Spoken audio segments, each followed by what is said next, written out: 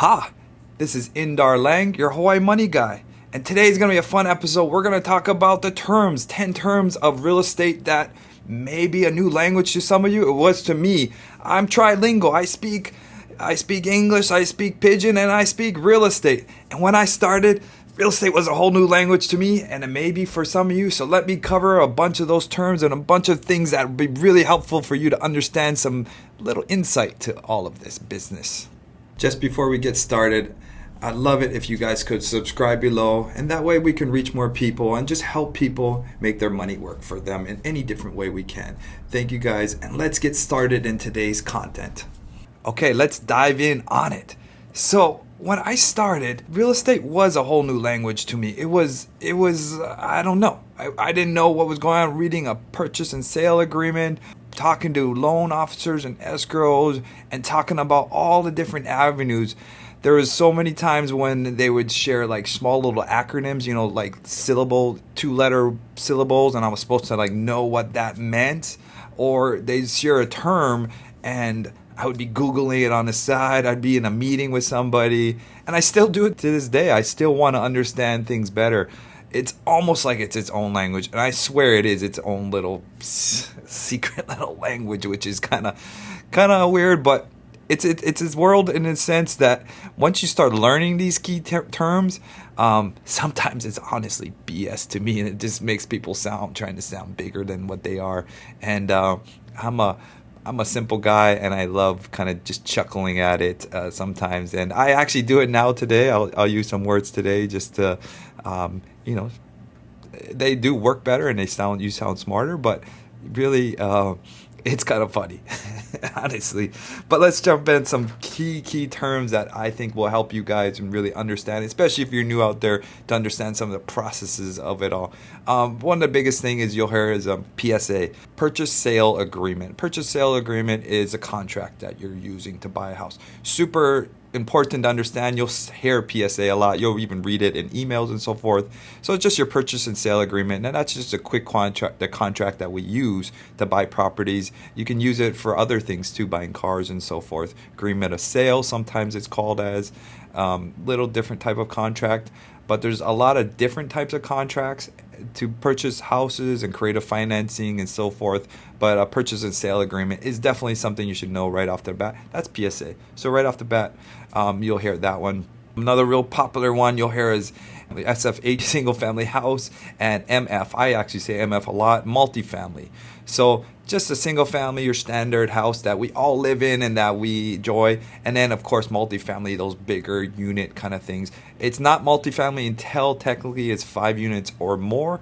And then actually they change into other types of multifamily spaces as well.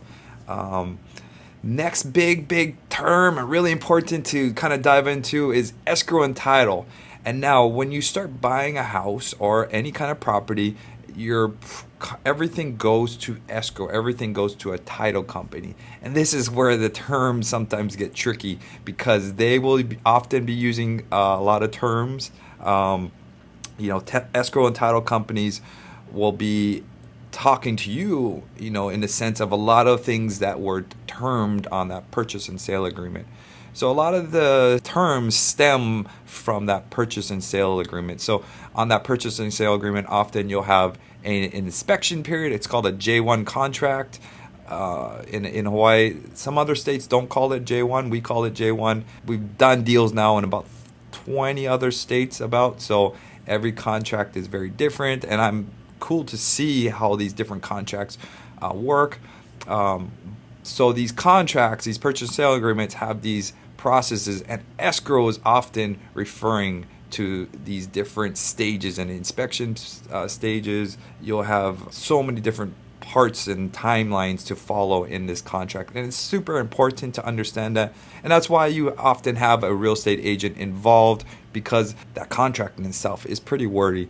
And it's funny, my dad used to be a real estate agent, 30, 40 years ago, and it used to be a 2-3 page contract, very simple contract.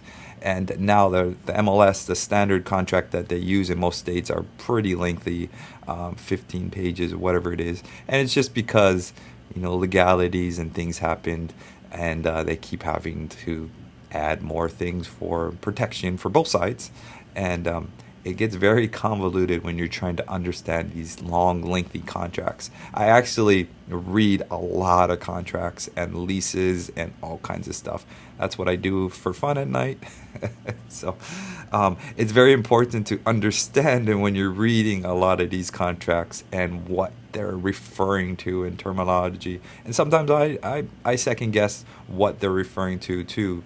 And it's kind of a ploy sometimes to word it so it's harder to understand. It's just it's a tricky business, and the terms can get really, really lengthy into understanding everything. So escrow and title, when you're starting to talk to an escrow company, you're going to have a loan officer, and they're going to start talking to you about a lot of things of the contract, where you are, your inspection phase, did you do your final inspection? Did you do termites inspections? Did you do your earnest money deposit? So a lot of these lingos and terms will come upon, like, right away when they ask for EMD, you'll hear that a lot. Earnest money deposit. So that's the deposit you need to lock up a property, and it's required across the board, whatever it may be. If a wholesale deal, any kind of deal, to lock a deal into escrow, you need to have a deposit down to lock that deal. And it could be as little as $100. It's up to you and the seller to agree upon that amount. And that earnest money deposit is super important, because that's what's at risk in a deal, and also for the seller, that's what he potentially can get in case you get out of the deal. And it's normally to cover any holding costs or any other costs that may occur. You could get that money back if you write the contract properly. So understanding that contract and understanding the terms, I would definitely suggest to read over a quick contract and just ask questions about it. Google, any little terms and keywords. They even do it in the contract itself. They'll use some acronyms as well.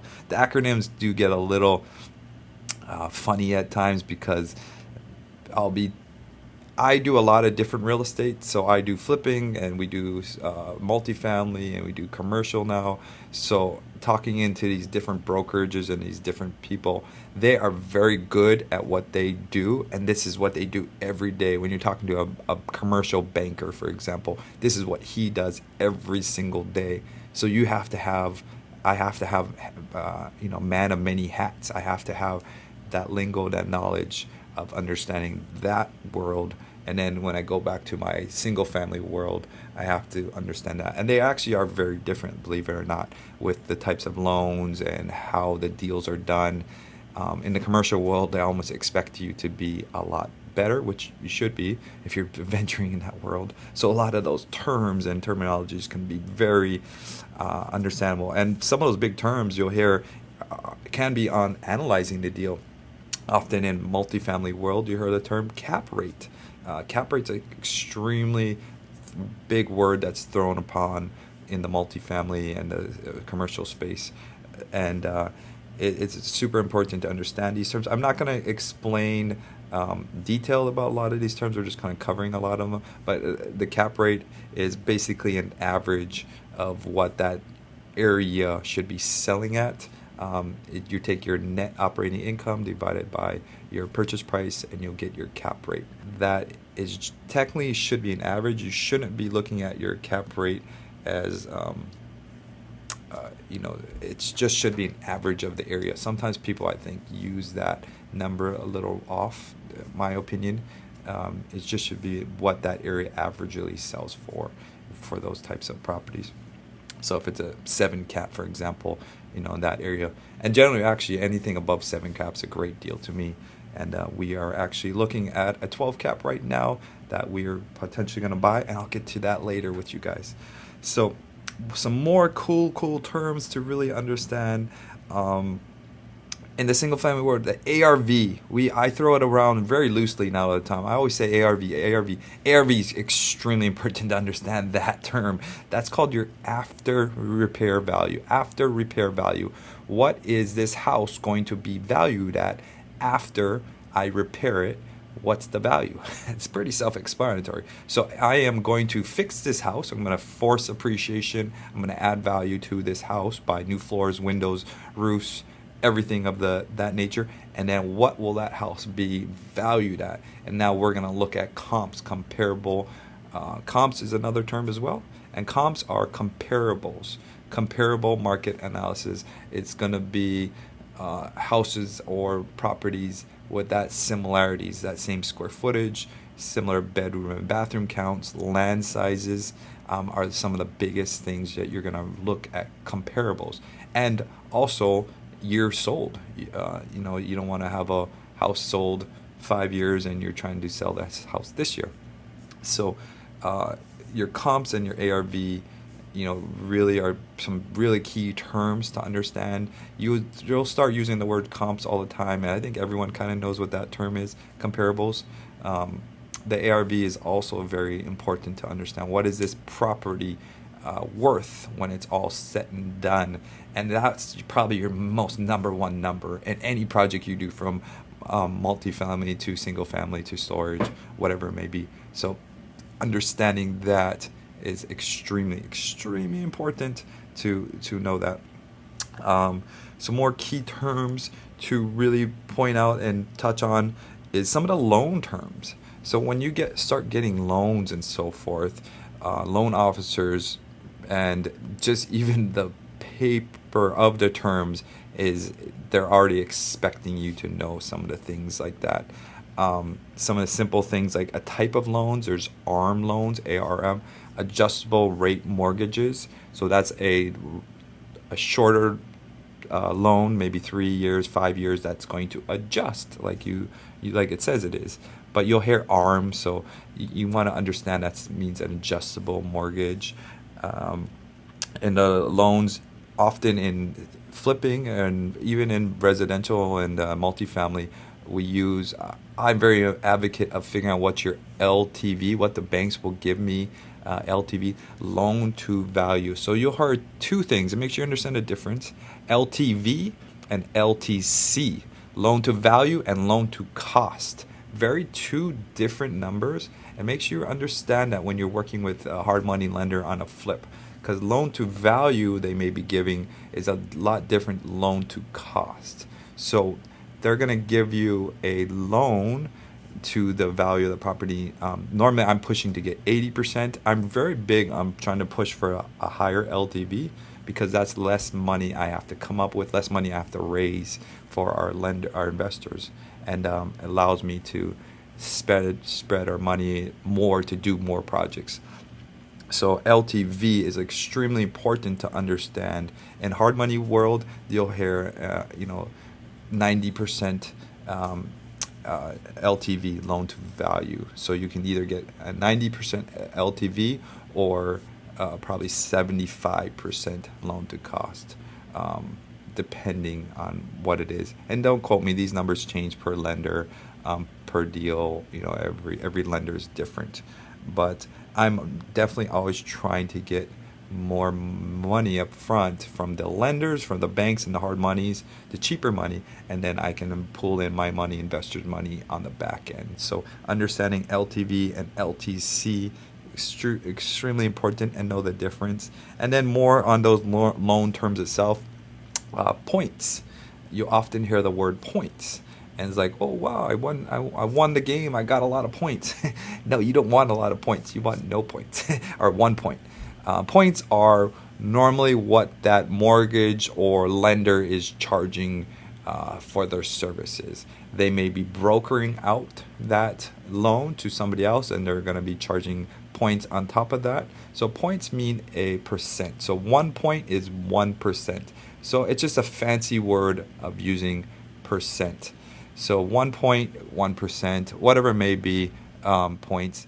Generally, I only want 1 point from a lender. I wouldn't want any more. And often, if it is more than 1 point, it's 2 points, 3 points, they probably are brokering that deal, meaning they're middlemaning it to the actual lender. And I don't like to middleman too much unless they can get a steeper discount than I can with that specific lender, which used to be the case, not much anymore nowadays. So if you are working with a broker, which I do work with brokers, make sure that they're gonna be charging for their time on top of that, because you can go directly to those lenders now. Not a lot of days, a lot of these lenders you can obviously work directly with. So I do that sometimes, if they are, working on a deal. But sometimes brokers are just really shopping around as much as you could be shopping around. So if you're gonna pay for that person to shop around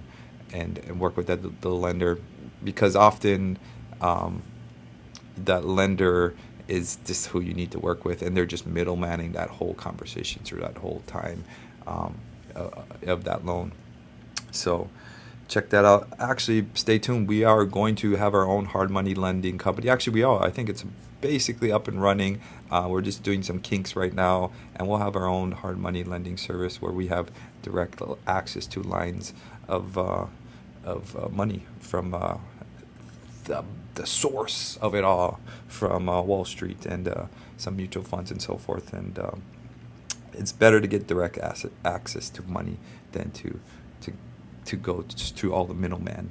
But more on the terms, terms, so many terms. Huge one you'll hear about, and when I was new, everyone would throw it around and was talked upon. It was ROI, and you should know this term. Really important to know ROI, return on investments. What's my return on this investment? What if I put this amount of money in? How much?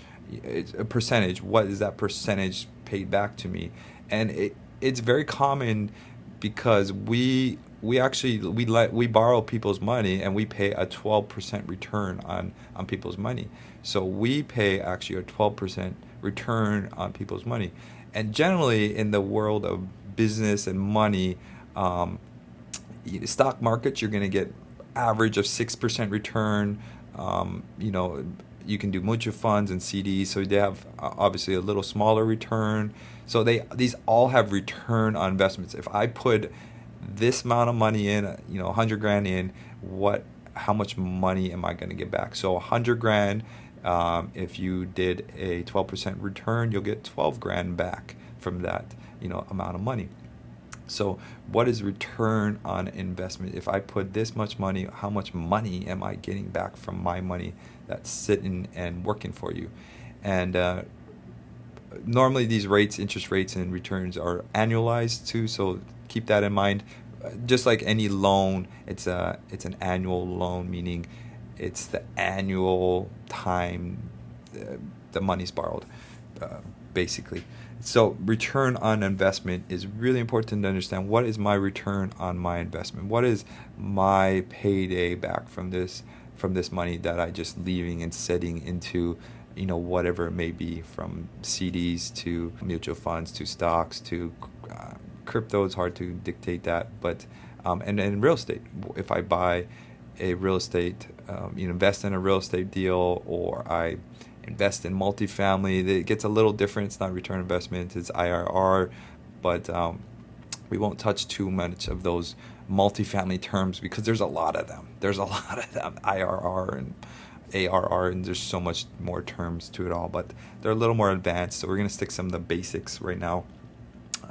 Some more big terms you'll hear about: appraisals and appraisal contingencies. Of course, you want to understand what appraisal is. So appraisal is really important to understand, because whenever you're buying a house or getting a loan, it doesn't matter what you think the value at, unless you're paying cash. It's not important, but often we're not paying cash. We're getting a bank loan.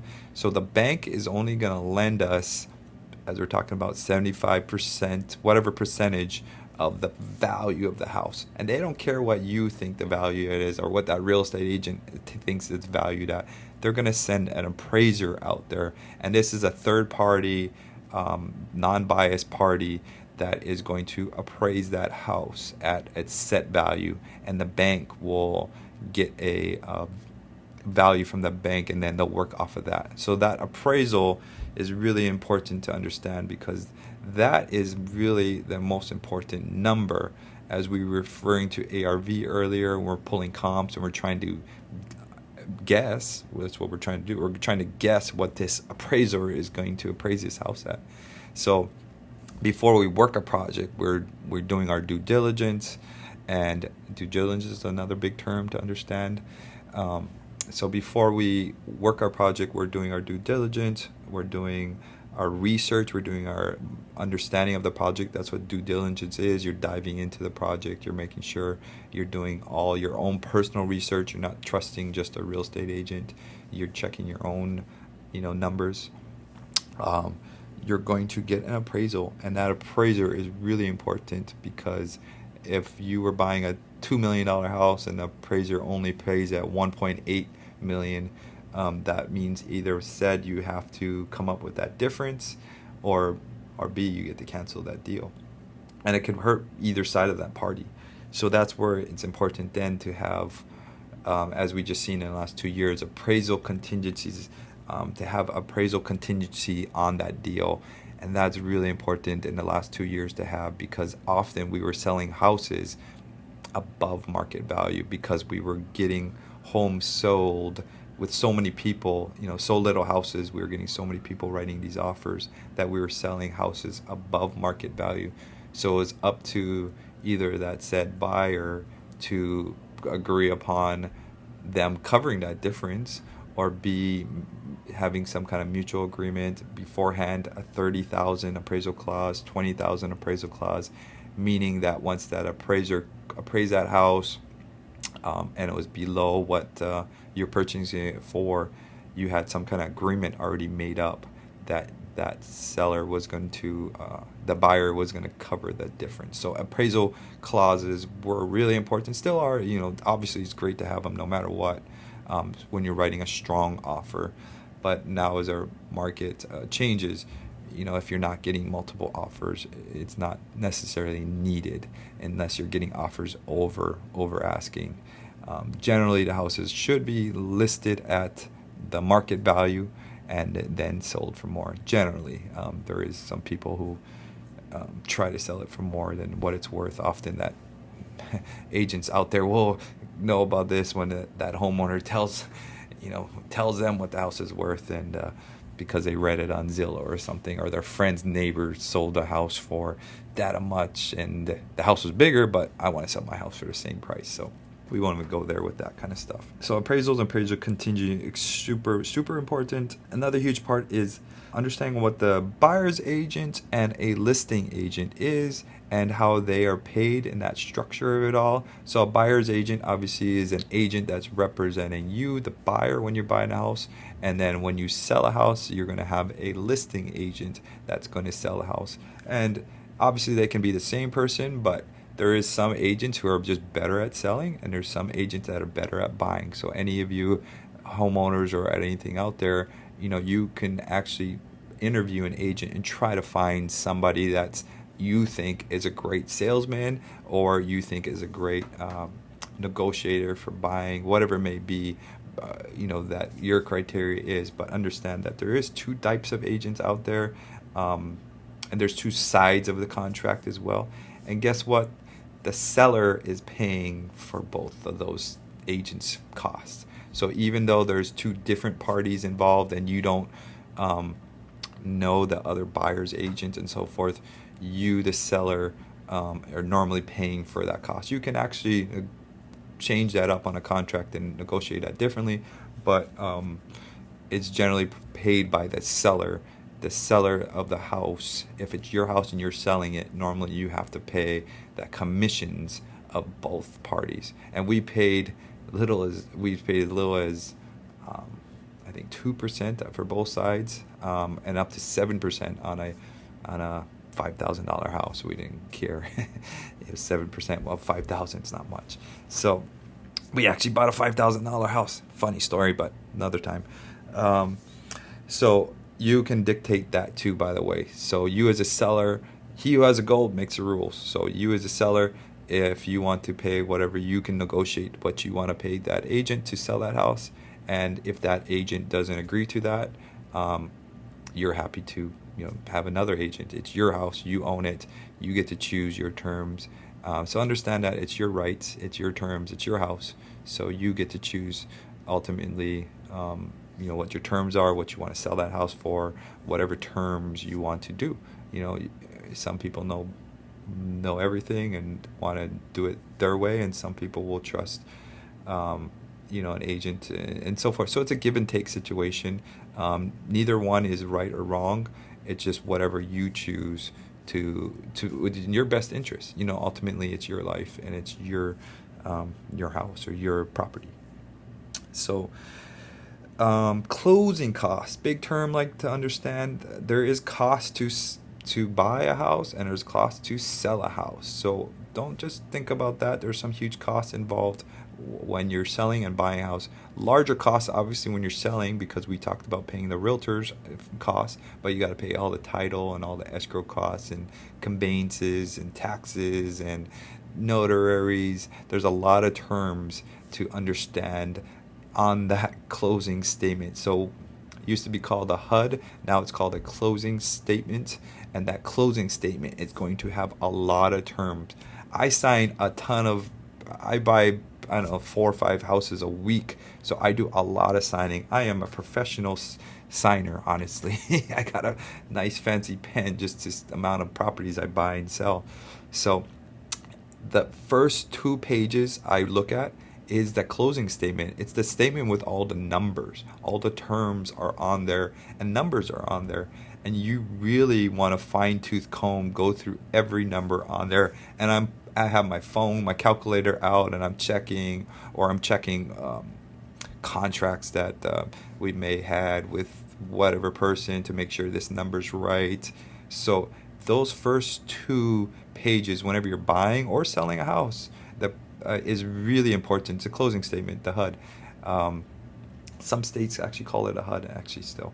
So that closing statement is really, really important to understand and know all those terms on there. And I actually walk through it with my secretary Kelly. She knows it all already, but we got a new assistant behind her, Ella. So we want her to understand all the terms and all the nuances on there, because it could be very, very hard to understand some of those closing statement. And if you got a good notary, shout out to Jolene. If you got a good notary, they will walk you through it, or your escrow company, or even your agent as well will walk you through it. And don't be scared to ask questions on that closing statement. I will mark it up. I will write initials. I will make sure every number is. I just actually had a signing yesterday, and they were off on a 0. It was 599, and they had 5,990. So that 0 was off, and I caught it, and I said, hey, I emailed the person back and said, hey, that there's an extra 0. What's going on? He said, oops, sorry, my mistake. Now, if I didn't read through that, that was a $5,000. That was a $5,000 mistake. If I didn't catch it. So very important to understand that terms and contract, and it's almost more important for you to understand, because the agent might look through it real briefly, but again, it's not his money at stake. It's not anyone else's money. It's your money. So if you don't understand it, even bringing in a friend that you think understands it, is worth it, because that $5,000 mistake I just caught could have went to you guys, and you would have missed it maybe. Who knows? But not understanding some of those terms and is really, really important on a closing contract. And ask questions. And then the rest of the contracts get all into the legal stuff. And I literally fly through all of that. I can sign a house in like 10 minutes. There is a lot of signing to do, but I only really care about that purchase and sale agreement, because before that, I already know all the terms and everything and the loans and what were taking place, so I don't have to deal with the rest of the paperwork. And it's fat. I actually have a collection outside of closing statements and houses we bought. Had them piled under the bed. So we've done about 120 flips now, and then all the rentals and single families. So I collect closing statements. I like to save them all. It's my collection. So closing statement, super important. Days on the market, know that. DOM, you'll see DOM a lot. So how long a property's been on the market, days on the market. understanding that Hawaii's just went up to 11 days, so our market is shifting up. A little longer days on the market, 11 days, not too bad.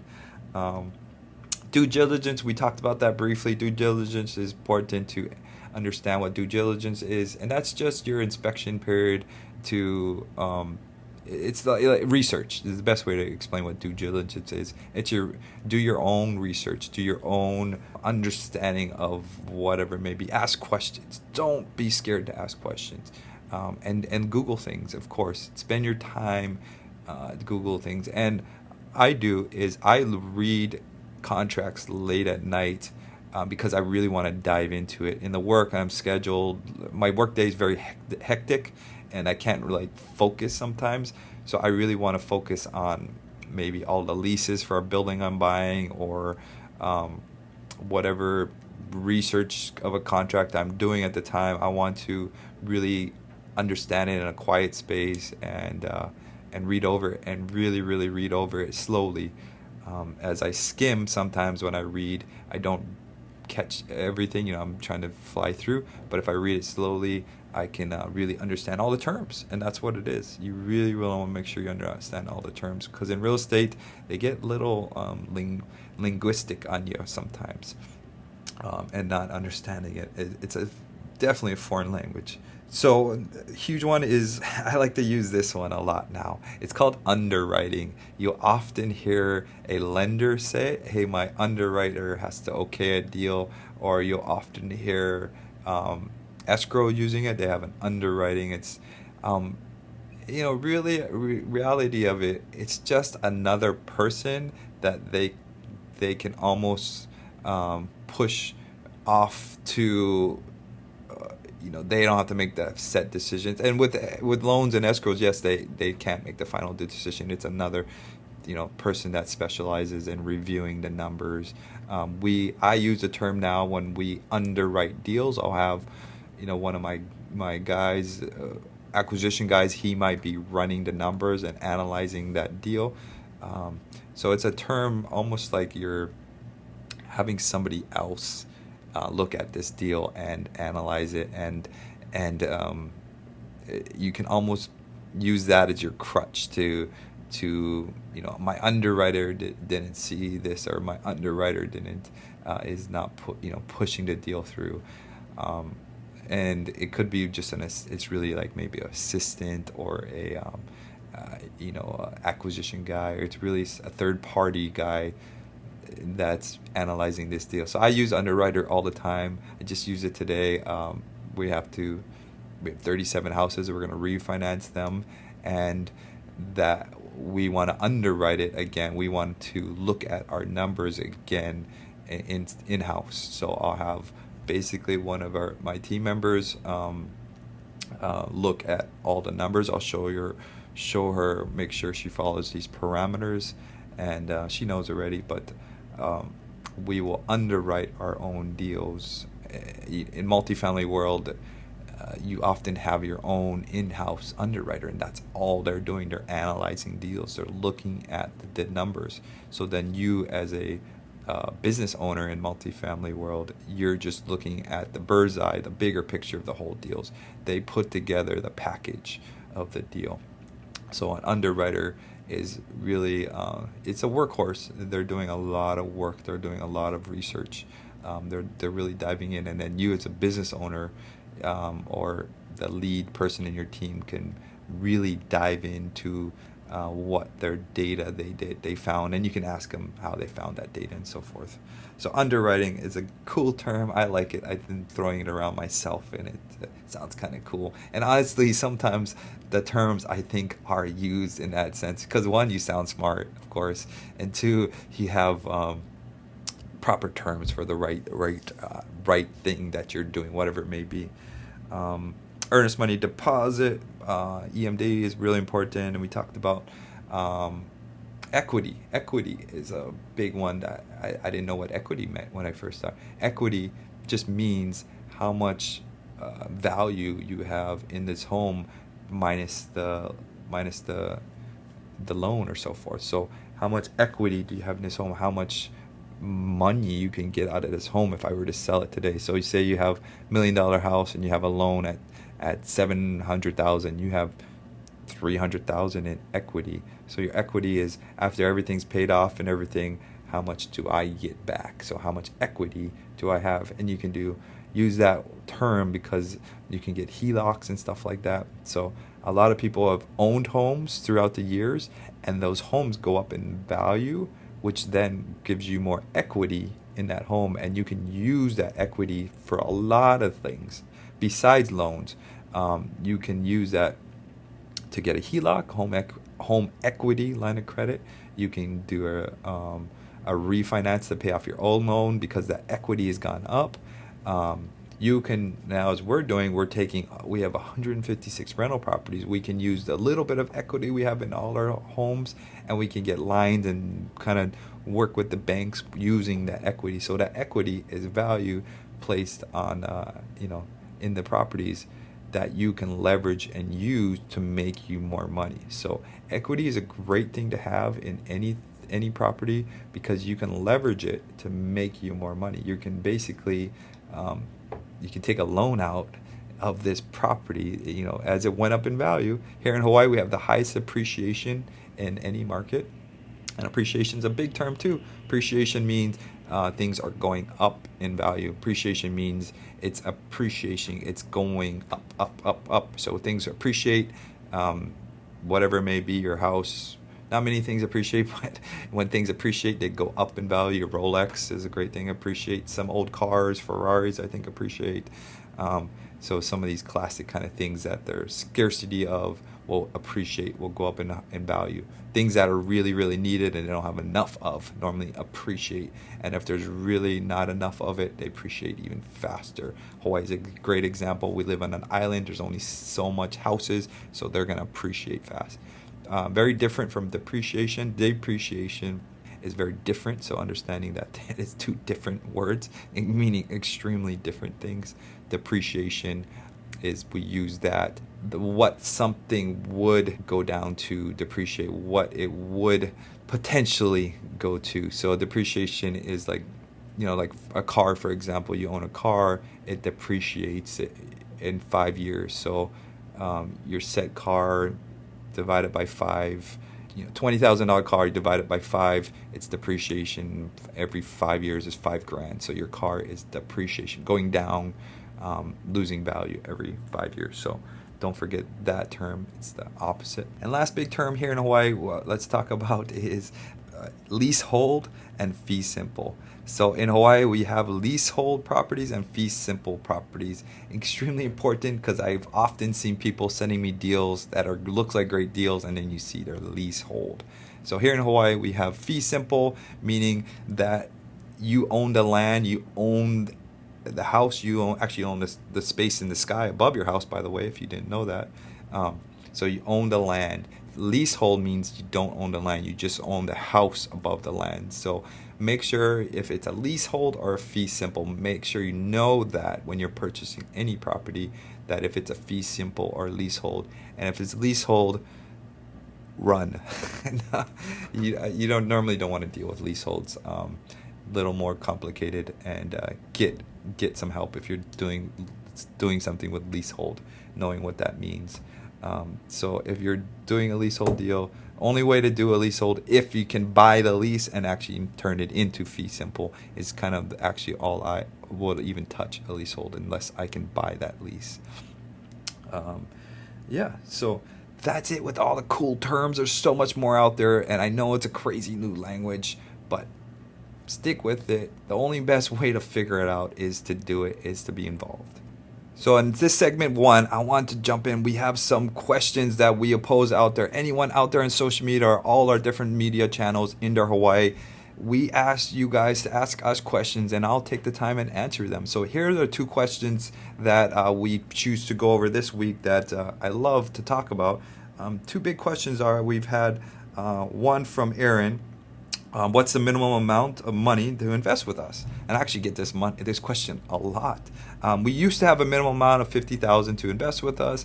We've said now actually changed that all, and we don't really have a minimum anywhere to invest with us because our investing process has become so simple. We have a great portal online and landing page, and we made the process so easy for you guys and for us to track and follow that we actually got rid of our minimums.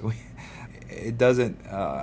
We want you guys to make money, and that's the only reason I had a minimum. But now we don't. We took off our minimums, and we have as little as somebody was just doing 10 grand the other day.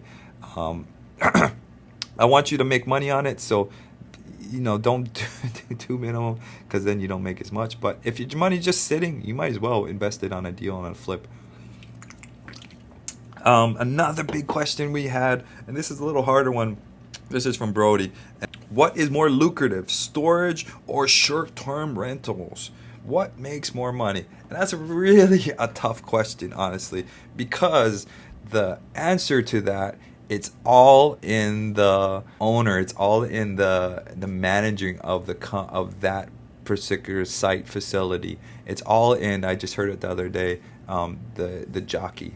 It's whoever manages that better than the other person. So AJ, shout out to AJ Osborne out there. He's a beast in storage facilities, and he's been buying all these storage facilities because he's a great owner operator. He's great at taking small mom and pop storages and bringing them up into becoming more lucrative. So it doesn't really necessarily on what the product is. It matters on the who's buying and who's doing that. We are great at adding value in multifamily and of course at single family, and great at fixing them and doing all that kind of stuff.